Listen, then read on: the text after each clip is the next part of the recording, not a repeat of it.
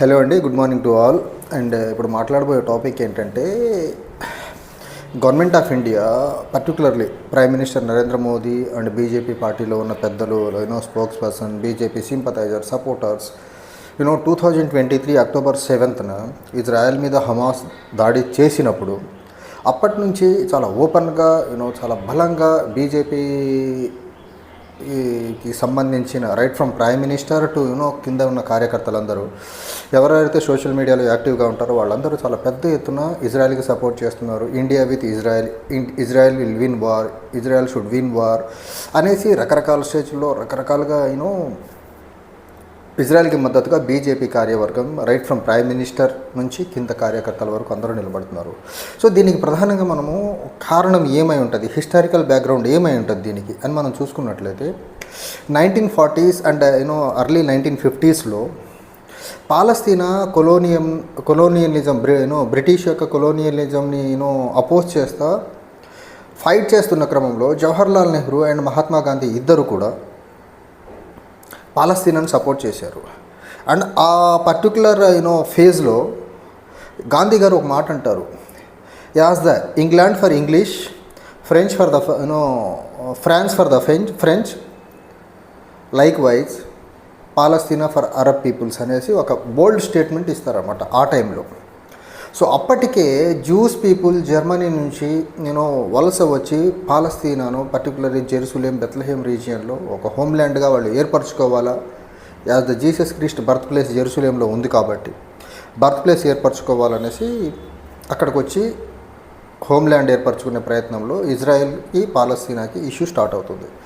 ఆ క్రమంలో Jawaharlal Nehru prime minister of ఇండియాగా ఉంటా, so establishment of home for the Jews should not come at the cost of Arab people or Palestine అనేసి ఒక statement ఇస్తారు. అంటే ఆ టైంలో ఇండియన్ ఇండిపెండెన్స్ స్ట్రగుల్ జరిగి ఇండియా ఇండిపెండెంట్ కంట్రీగా ఎమర్జ్ అయిన నేపథ్యంలో కానీ, బ్రిటిషర్స్కి అగెనిస్ట్గా పాలస్తీనా చేస్తున్న ఉద్యమంలో జవహర్లాల్ నెహ్రూ, గాంధీ ఇద్దరు ఈక్వల్లీ పాలస్తీనా యొక్క కాజ్ని, పాలస్తీనా పీపుల్ని సపోర్ట్ చేసుకుంటూ వచ్చారు in their fight against British people. So ఆ క్రమంలో అప్పటి నుంచి ఇండియాకి పాలస్తీనాకి ఒక సాఫ్ట్ రిలేషన్ ఉంది. అండ్ ఇండియా ఆల్వేస్ 1947లో ఇండియాకి ఇండిపెండెన్స్ వచ్చిన దగ్గర నుంచి 2014 వరకు ఇండియా పాలస్తీనా రిలేషన్ చాలా బాగుంది. And India always stood for the two state సొల్యూషన్కి సపోర్ట్ చేసింది. లైక్ పాలస్తీనాకి ఎంత భూభాగం ఉండాలో, తర్వాత ఇజ్రాయెల్కి ఎంత భూభాగం ఉండాలో దాన్ని సపోర్ట్ చేసుకుంటూ వచ్చింది. వన్ సైడెడ్ నిర్ణయాన్ని ఇండియా ఎప్పుడు, గవర్నమెంట్ ఆఫ్ ఇండియా ఎప్పుడు ప్రకటించలేదు, ఎవరు ప్రైమ్ మినిస్టర్స్గా ఉన్నా కానీ. ఈ క్రమంలో మనకు 1999లో కార్గిల్ యుద్ధం జరుగుతున్న క్రమంలో డిఫెన్స్ ఎక్విప్మెంట్ ఏదైతే మనకు ఇండియాకు to fight against the Pakistani army ఏదైతే ఉందో, సో ఇజ్రాయెల్ నుంచి చాలా పెద్ద మొత్తంలో ఇంపోర్ట్ చేసుకున్నారు. 1999లో ప్రైమ్ మినిస్టర్గా వాజ్పేయి గారు ఉన్నారు. సో ఇజ్రాయెల్ అప్పుడు పెద్ద మొత్తంలో సపోర్ట్ చేసింది. అండ్ ఇజ్రాయెల్ అప్పుడు ఇక్కడ బీజేపీ ఉంది, అక్కడ ఇజ్రాయెల్ ప్రభుత్వం. ఇజ్రాయెల్కి అక్కడ పాలస్తీనా అంటే అరబ్ పీపుల్ అంటే మోస్ట్లీ ముస్లిమ్స్, అండ్ ఇక్కడ పాకిస్తాన్ అంటే అగైన్ ముస్లిమ్స్. సో ఇద్దరు రైట్ వింగ్ నేషనలిస్ట్ భావజాలాలు ఉన్న అక్కడ ఇజ్రాయెల్ కానివ్వండి, ఇక్కడ బీజేపీ పవర్లో ఉన్నప్పుడు కానివ్వండి, బీజేపీ పార్టీ కానివ్వండి, ఒకళ్ళనొకళ్ళు ఇచ్చిపుచ్చుకునే ధోరణిలో ఉంటారు. Common enemy same Islamist Muslims ఉన్నారు ఇద్దరికి, అక్కడ ఇజ్రాయెల్కి కానివ్వండి, ఇక్కడ బీజేపీ ప్రభుత్వం రూల్ చేస్తున్నప్పుడు పాకిస్తాన్ అవనివ్వండి. ఈ క్రమంలో ఇజ్రాయెల్ ఇండియా నుంచి పెట్రోలియం గ్రూడ్స్, డైమండ్స్ ఇవి పెద్ద మొత్తంలో ఇండియా నుంచి ఇంపోర్ట్ చేసుకుంటే, సో బైలాటరల్ ట్రేడ్ అనేది 1990 నుంచి ఒక స్టార్ట్ అవ్వడం మొదలైంది, స్ట్రాటజిక్ మేనర్లో స్టార్ట్ అవ్వడం మొదలైంది. సో ఇదంతా జరుగుతున్న క్రమంలో ఒక పక్క నెహ్రూ గారు, గాంధీ గారేమో పాలస్తీనాకి సపోర్ట్గా ఉన్నారు. జెరూసలేం ఇజ్రాయెల్కి అక్కడ హోమ్ ఏర్పరచుకోవచ్చు, కానీ that should not come at the cost of Palestinian people, Arab people అనేసి నెహ్రూ గారు ఉన్నారు. సో ఆబ్వియస్గా ఇక్కడ మనం చూడాల్సింది ఏంటంటే, నెహ్రూ ఏ అంటే బీజేపీ ఆర్ఎస్ఎస్ జీ అంటది, గాంధీ ఏ అంటే గాంధీజీ నార్త్ పోల్ అంటే బీజేపీ ఆర్ఎస్ఎస్ సౌత్ పోల్ అంటారు. సో గాంధీజీ, నెహ్రూ ఏదన్నా ఒక డెసిషన్ని తీసుకున్నారంటే అది మంచిదైనా అవ్వనివ్వండి, BJP RSS always they will stay opposite to the decision taken by the Gandhi Nehru.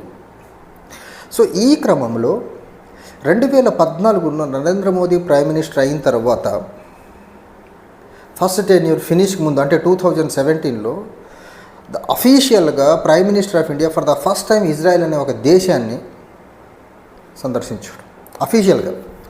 So ఆ క్రమంలో అక్కడ పెగాసస్ అనే ఒక స్పైవేర్ని కొనుక్కొని ఇండియాకి తీసుకొచ్చి ఇండియాలో ఉన్న అపోనెంట్ పార్టీలో కీ లీడర్స్ని కానివ్వండి, తర్వాత జర్నలిస్టులు ఎవరైతే రేషనల్గా ఉండి బీజేపీ ఎజెండాకి బీజేపీకి లొంగకుండా ఇండిపెండెంట్గా పనిచేస్తున్న జర్నలిస్టులు, సివిల్ సొసైటీలో మెంబర్స్ ఎవరైతే ఉన్నారో బీజేపీకి అగెనిస్ట్గా ఉండే వాళ్ళందరిది ఫోన్ ట్యాపింగ్ చేశారు. ఇది నేనేది వేగ్గా చెప్పట్లే, ఇది యామ్నెస్టీ అనే ఒక ఇంటర్నేషనల్ ఏజెన్సీ చెప్పిన రిపోర్ట్. ఇది BJP government at the centre leading by Narendra Modi has purchased the Pegasus software to tap the journalist and opposition leaders అనేసి యామ్నెస్టీ చెప్పింది. యామ్నెస్టీ చెప్పిన తర్వాత రాహుల్ గాంధీ ఆ అంశాన్ని 2019 ఎన్నికల్లో చాలా పెద్ద మొత్తంలో చాలా ఉధృతంగా ముందుకు తీసుకెళ్లాడు పెగసస్ గురించి. సో పెగసస్ పుణ్యమా అనేసి 2019లో బీజేపీ వాళ్ళు అనుకున్నట్టుగా 300 లోక్సభ స్థానాలు గెలుచుకొని మళ్ళీ ప్రభుత్వాన్ని స్థాపించారు. సో ఈ రకంగా ఇక్కడ ఒక డెమోక్రటిక్ సెటప్ ఉన్నటువంటి ఇండియాలో ఇలా ఫోన్లన్నీ హ్యాక్ చేసి ఇంక్లూడింగ్ వాట్సాప్ కాల్స్ కూడా హ్యాక్ చేశారు, వాట్సాప్ చాట్లు కూడా హ్యాక్ చేశారు అనే ఒక ఆరోపణ చాలా పెద్ద మొత్తంలో బీజేపీ మీద వచ్చింది. ఇలాంటివి నాన్ డెమోక్రటిక్ మేనర్లో నడుస్తున్న బీజేపీ అలాంటి నాన్ డెమోక్రటిక్ మేనర్లో నడిచేదానికి ఎక్విప్మెంట్ ఏదైతే కావాలో అలాంటి ఎక్విప్మెంట్ ఇచ్చిన ఇజ్రాయెల్ ఇచ్చి సపోర్ట్ చేసినటువంటి ఇజ్రాయెల్ డెఫినెట్గా మంచి సంబంధాలనే మెయింటైన్ చేస్తుంది. అండ్ ఇజ్రాయెల్కి అక్కడ పాలస్తీనాకు సంబంధించిన ఎనిమీస్గా చూస్తున్నటువంటి లెబనాన్ చూసుకున్నా, లేకపోతే ఇటుపక్క ఇరాన్ చూసుకున్నా, ఇజ్రాయెల్కి ఉన్న శత్రు దేశాలన్నీ ముస్లిం దేశాలే ఉంటాం. పాకిస్తాన్లో ఇండియాలో బీజేపీ ఎప్పుడూ ముస్లింలను శత్రువుగా చూడటమే. సో ఈ క్రమంలో శత్రువుకి శత్రువు మిత్రుడు అన్న చందంగా బీజేపీ ప్రపంచంలో ఎక్కడ ముస్లింకి అగెనిస్ట్గా ఎలాంటి చిన్నపాటి ఇన్సిడెంట్ జరిగినా ఆ వ్యతిరేక ఉద్యమంలో బీజేపీ ఆర్ఎస్ఎస్ చాలా బలంగా పాలు పంచుకుంటుంది. ఈ క్రమంలో బీజేపీ తీసుకున్నటువంటి ఈ నిర్ణయం ఇండియాకి స్ట్రాటజికల్గా ఉపయోగపడేదా కాదా, లేకపోతే ఓన్లీ మతపరమైన అంశమా ఇక్కడ ఇంక్లూడ్ అయి ఉందా అంటే ఖచ్చితంగా ఇందులో 99.9999% బీజేపీకి మతం తప్ప ఇండియా యొక్క స్ట్రాటజిక్ ఇంపార్టెన్స్ కానీ, ఇండియా యొక్క బైలాటరల్ ట్రేడ్ యొక్క ఇంపార్టెన్స్ కానివ్వండి, ఇండియా యొక్క ఇండియా అండ్ ఇజ్రాయెల్ యొక్క పీపుల్ టు పీపుల్ రిలేషన్ కానీ నాకైతే కనపడట్లేదు. And second thing, 2023 October 7 Hamas దాడి చేసిన తర్వాత ఇజ్రాయెల్ మీద ఇండియన్ రిపోర్టర్స్, పర్టికులర్లీ బీజేపీని చాలా బలంగా ఎత్తే మీడియాలో పనిచేసే రిపోర్టర్స్ ఎవరైతే అక్కడ రిపోర్ట్ చేసేదానికి గాజా వెళ్ళారో వాళ్ళు ఎంత అగ్రెసివ్గా, ఎంత ఇంటెన్స్గా పాలస్తీనాకి అగెనిస్ట్గా ఇజ్రాయెల్ చేస్తున్నటువంటి దాడిని చాలా అద్భుతంగా, చాలా గొప్పగా పోర్ట్రే చేసే ప్రయత్నం చేశారన్నమాట. సో అప్పుడు కూడా నేషనల్ మీడియాలో జరిగిన చర్చ ఏంటంటే, రేషనల్గా ఉండే మీడియాలో వీళ్ళు బీజేపీ వాళ్ళు కావాలని పంపించారు ఇజ్రాయెల్కి మద్దతుగా ఉండేదానికి అనేసి ఒక చర్చ ఇంకో సైడ్లో నడిచిందనమాట. సో ఈ రకంగా చూసుకుంటే ఇజ్రాయెల్కి ఆల్వేస్ బీజేపీ అనేసి చాలా బలంగా మోరల్గా సపోర్ట్ ఇస్తూ ఉన్నాయి. 2023 అక్టోబర్ 7 ఇజ్రాయెల్ పైన దాడి హమాస్ చేసినప్పుడు ప్రపంచంలో ఆ దాడిని ఖండిస్తూ మొట్టమొదటిగా ఎక్స్లో పోస్ట్ చేసిన వ్యక్తి Narendra Modi. A global leader including president of America Joe Biden కూడా అప్పటికి ట్వీట్ చేయలే. Only Narendra Modi prime minister of India మాత్రమే ఎక్స్లో ఫస్ట్ పోస్ట్ పెట్టిన వ్యక్తి. సో ఇక్కడ నేను చెప్పబోయేది ఏంటంటే, మీరు ఇజ్రాయెల్తో ఎలాంటి సంబంధాలు ఎలా నెరవేర్చినా కానీ పర్లేదు, కానీ India 45 years of highest unemployment రేట్ని చవి చూస్తున్న తరుణంలో ఇండియాలో అన్ఎంప్లాయ్మెంట్ ఇష్యూని అడ్రస్ చేస్తే బాగుంటుంది government of India, particularly Narendra Modi. At the same time inflation అనేది చాలా పెద్ద మొత్తంలో దేశాన్ని ఎఫెక్ట్ చేస్తూ ఉంది. ఇన్ఫ్లేషన్ కంట్రోల్ చేసేదానికి గవర్నమెంట్ ఆఫ్ ఇండియా ఎలాంటి మెజర్స్ తీసుకుంటుందో దాని మీద ఎక్కువ టైం పెడితే బాగుంటుంది. అంతే తప్ప ఇజ్రాయెల్ పాలస్తీనాతో ఎలా డీల్ చేస్తుంది, ఇజ్రాయెల్ లెబనాన్తో ఎలా చేస్తుంది, ఇజ్రాయెల్ ఇరాన్తో ఎలా రేపు కన్ఫ్రంట్ అవుతున్న సిచ్యువేషన్ వస్తే ఏం చేయబోతుంది, అది అవసరమే, ఎంతవరకు అవసరమో అంతవరకే. కానీ మన దేశం యొక్క సమస్యలన్నిటిని వదిలేసి ఇజ్రాయెల్ అండ్ ఇరాన్ రేపు ఎలా కొట్టుకోబోతున్నారు, ఇరాన్ చేసిన దాడిని ఇజ్రాయెల్ ఎలా రిటాలియేట్ చేస్తుంది, ఇవన్నీ మనకి ఇండియాకు అవసరం లేదు. మన పాత్ర ఎంతవరకు, మనకు ఇజ్రాయెల్తో కానీ ఇరాన్తో కానీ ఎలాంటి సంబంధాలు, ఇరాన్తో ఇండియాకి చాలా స్ట్రాటజిక్ టైస్ ఉన్నాయి.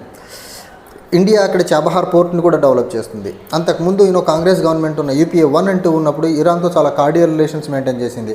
And international north south corridor ఏదైతే ఉందో, అంటే ఇండియా నుంచి ఆఫ్ఘనిస్తాన్కి వెళ్ళాలంటే పాకిస్తాన్ నుంచి బైపాస్ చేసుకుంటూ వెళ్ళడం కష్టం. చాబహార్ పోర్ట్ ద్వారా మనం ఇరాన్ నుంచి ఆఫ్ఘనిస్తాన్ వెళ్ళేదానికి ఒక స్ట్రాటజిక్ రూట్ని మనం కనుగొన్నాం. ఈ రకంగా ఇరాన్తో కూడా ఇండియాకి బెటర్ రిలేషన్స్ ఉండాలి, అవసరం కూడా. ఈ క్రమంలో ఇండియా న్యూట్రల్గా ఉంటే బాగుంటుంది, అది భారతదేశానికి మంచిది. కానీ బీజేపీ న్యూట్రల్గా ఉంటుందా, లేకపోతే పెగసస్ అనే ఒక మాల్వేర్ ఇచ్చి 2019లో బీజేపీ నరేంద్ర మోడీ మళ్ళీ అధికారంలోకి వచ్చేదానికి హెల్ప్ అయిన నెతన్యాహుతో అంటకాగి ఇండియన్ యొక్క స్ట్రాటజిక్ ఇంట్రెస్ట్లన్నింటినీ పక్కన పెట్టి ఇజ్రాయెల్ సైడ్ ఉంటాడా అనేది రాబోయే రోజుల్లో తెలుస్తుంది. బట్ ఒక దేశ ప్రధానిగా ఆయన ఎంత న్యూట్రల్గా ఉంటే భారతదేశానికి అంత మంచిది. Thank you.